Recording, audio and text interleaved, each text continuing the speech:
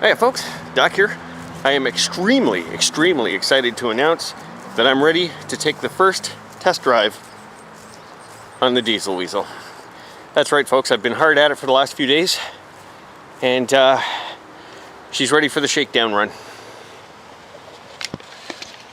Yep, there it is. Okay, so obviously as you can see, paint and final treatments aren't finished, but all the guarding is in place. Everything's bolted down.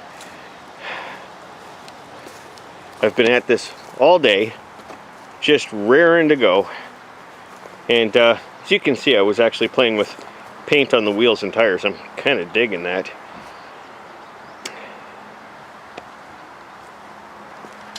Let's have a closer look and then light the fire, shall we?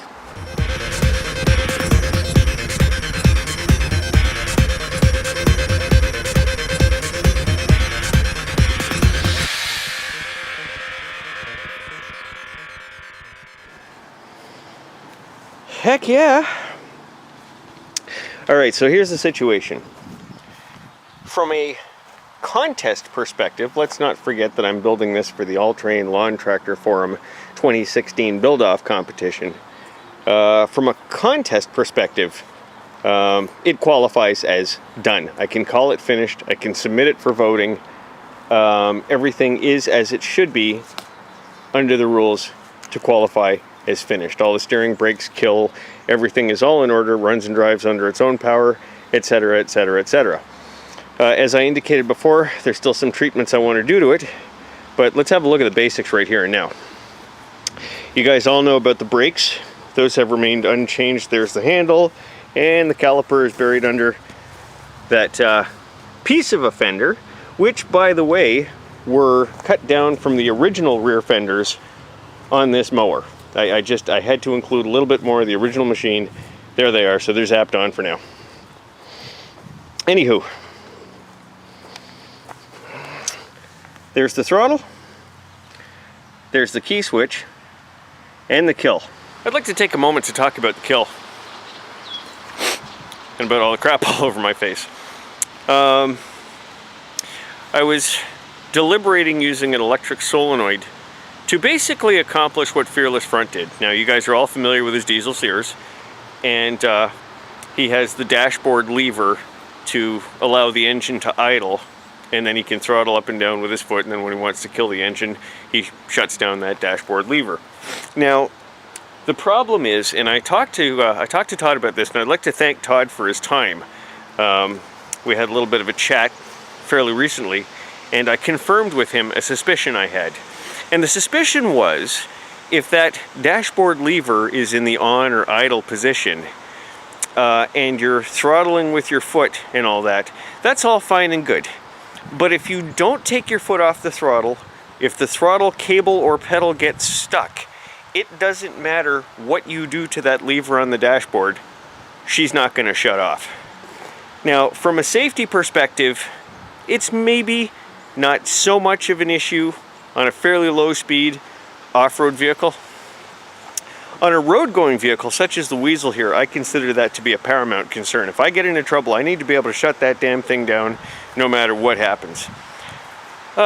So I started playing with approaches, and basically I'll give you the rundown. I could shut the fuel off, but the remaining fuel in the system would allow it to continue to run for anywhere between another couple of moments and another couple of minutes, and that's unacceptable.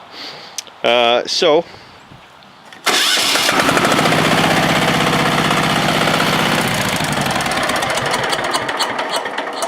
instant kill.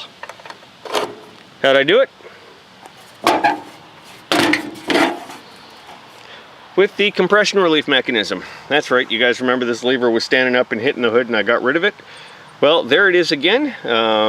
As you can see, I had to cut it off its arm, turn it about 180 degrees, zap it back on again, run a cable to it, and there's the lever. And that's all it's doing, is letting off the compression so the engine dies. It is a diesel. No compression, no run. Hell, a gasoline engine will do that too if you let off the compression.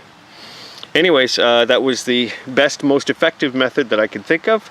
I played with it for quite some time, and I don't think killing it through that method is going to cause any long-term damage. And, you know, if it eventually starts to mar a rocker arm or something, which I don't think it will, I can replace the rocker arms. They're cheap. And you guys haven't seen the exhaust.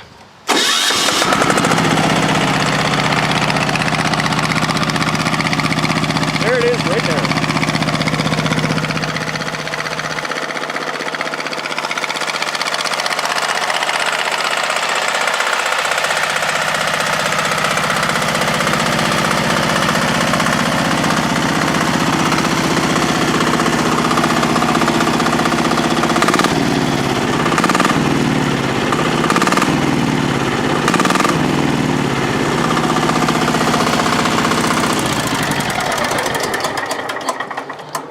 Yeah, and as you can see, I've got the cooling inlet screen guard in place for the engine, and of course I've got the belt and chain guards on the other side.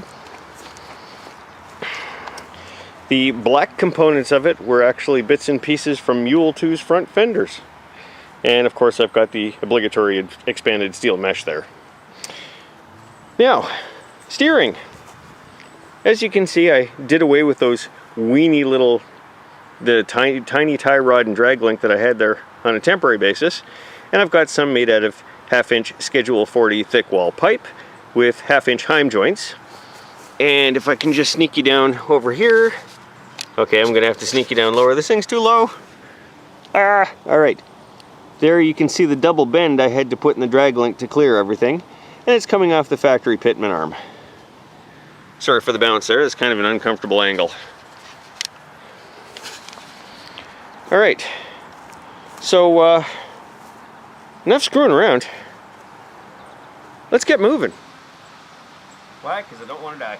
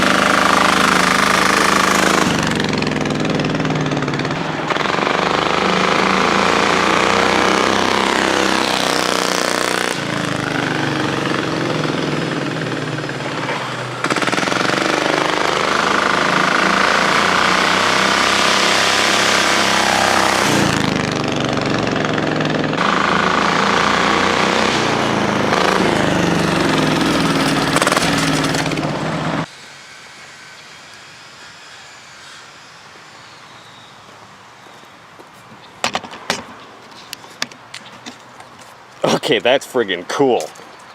It lives, it works, it breathes. The Weasel.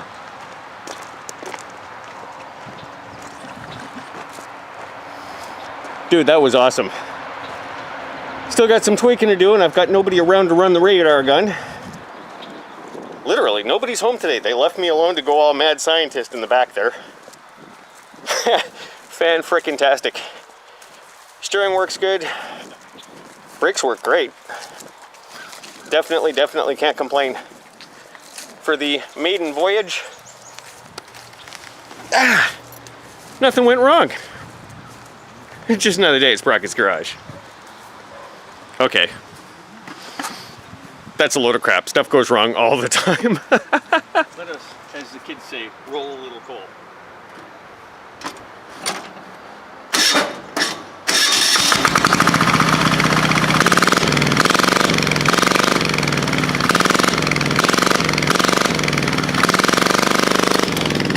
Okay folks, for a maiden voyage, that was very, very successful. After I turned the camera off, I did a couple of laps around the yard, and I did toss the chain because it had stretched since installation, because I gave it some hard runs on and off camera. Totally expected. It's just industrial chain, right? It's not like it's high quality motorcycle chain, so there is going to be a little initial stretch. Maybe more than a high quality motorcycle chain, but once it's worked in and good to go, then it's worked in, it's good to go. So I've got to perform some adjustments there. Anyways, like I said, as far as the contest rules are concerned, this is done. I can submit this for judging. There is still a bunch of stuff I want to do to it, and I'm going to do to it. So as far as I'm concerned, the Weasel is not done yet, but it is a success. So thanks for tuning in to Sprocket's Garage. Stay tuned for more, and until next time, take care of yourself.